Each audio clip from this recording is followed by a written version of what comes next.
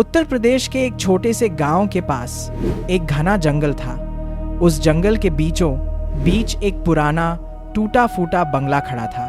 गांव वाले उसे भूत बंगला कहते थे। दिन में भी कोई उस रास्ते से नहीं जाता था, क्योंकि लोग कहते थे कि वहाँ एक भूत रहता है जो लोगों को अलग अलग आवाज़ों में बुलाता है। कभी वह आवाज़ माँ की तरह होती, कभी दोस्त की तरह और कभी किसी रोते हुए बच्चे की तरह। जो भी उस आवाज़ के पीछे जाता वह कभी वापस नहीं आता।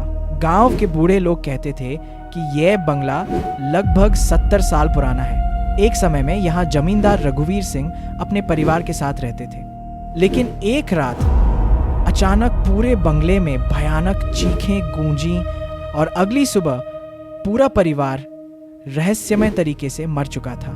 उसके बाद से यह बंगला शापित हो गया। एक दिन गांव के 4 दोस्त राहुल, अमित, सौरभ और दीपक जंगल के पास बैठे बातें कर रहे थे। अमित बोला, यार लोग तो बेवजह डरते हैं, भूत कुछ नहीं होता। सौरभ ने हंसते हुए कहा, तो चल आज रात उस भूत बंगले में चलते हैं। दीपक थोड़ा डर गया, नहीं यार, मैंने सुना है वहां लोग गायब हो जाते हैं। लेकिन राहुल बोला, अगर सच में भूत है तो आज पता चल जाएगा। चारों ने तय किया कि रात 11 बजे वे उस बंगले में जाएंगे।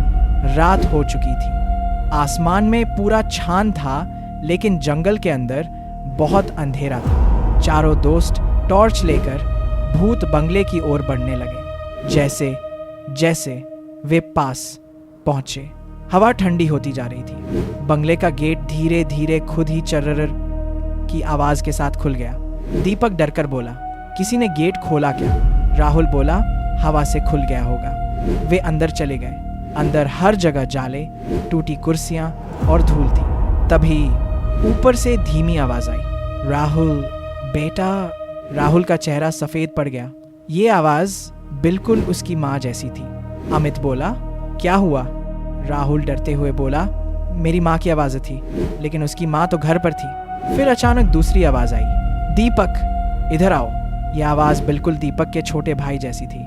दीपक चौंक गया, ये मेरे भाई की आवाज है। सौरभ बोला, कोई मजाक कर रहा होगा। तभी बंगले की ऊपर वाली मंजिल से बच्चे के रोने की आवाज आने लगी, मम्मी मम्मी। अब चारों दोस्तों के दिल तेजी से धड़कने लगे। अचानक उनकी टॉर्च अपने आप बंद हो गई। पूरा बंगला घोर अंधेरे में डूब गया। अंधेरे में उन्हें सीढ़ियों पर किसी के चलने की आवाज सुनाई दी, ठक ठक ठक। राहुल ने मोबाइल की लाइट ऑन की। सीढ़ियों के ऊपर एक लंबी काली परछाई खड़ी थी। उसका चेहरा दिखाई नहीं दे रहा था, लेकिन उसकी आंखें लाल चमक रही थी। दीपक डरकर चिल्लाया, भा भूत। अचानक वह परछाई गायब हो गई और फिर चारों के पीछे से आवाज आई, तुम लोग क्यों आए हो? अब उनके सामने वह भूत खड़ा था। उसका चेहरा सड़ा हुआ था, आंखें लाल थीं और उसका शरीर हवा में तैर रहा था। वह अलग अलग आवाजों में बोलने लगा, कभी माँ की आवाज, कभी बच्चे की, कभी बूढ़े आदमी की। भूत बोला, मैं रघुवीर सिंह हूँ। चारों दोस्त डर से कांप रहे थे। भूत ने बताया कि 70 साल पहले कुछ लोगों ने उसे और उसके परिवार को धोखे से मार दिया था। मरने के बाद उसकी आत्मा इस बंगले में फंस गई। अब वह अकेला था, इसीलिए वो लोगों को अलग अलग आवाजों में बुलाता था ताकि वे यहाँ आ जाएं और फिर कभी वापस ना जा सके। भूत धीरे धीरे उनकी तरफ बढ़ने लगा। कमरे का दरवाजा अपने आप बंद हो गया। खिड़कियां जोर जोर से हिलने लगी। भूत चिल्लाया, अब तुम लोग भी यहीं रहोगे हमेशा के लिए। अचानक राहुल को जमीन पर एक पुरानी पूजा की माला दिखी। उसने तुरंत उठाकर जोर से हनुमान चालीसा पढ़ना शुरू कर दिया। जैसे ही उसने पढ़ना शुरू किया, भूत जोर जोर से चिल्लाने लगा, नहीं नहीं, बंद करो। बंगले में तेज हवा चलने लगी और अचानक भूत धुएं में बदलकर गायब हो गया। चारों दोस्त तुरंत बंगले से भागे।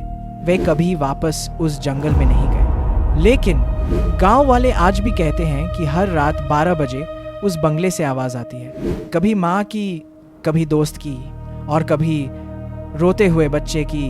और अगर कोई उस आवाज के पीछे चला जाए तो शायद वो भी कभी वापस ना आए।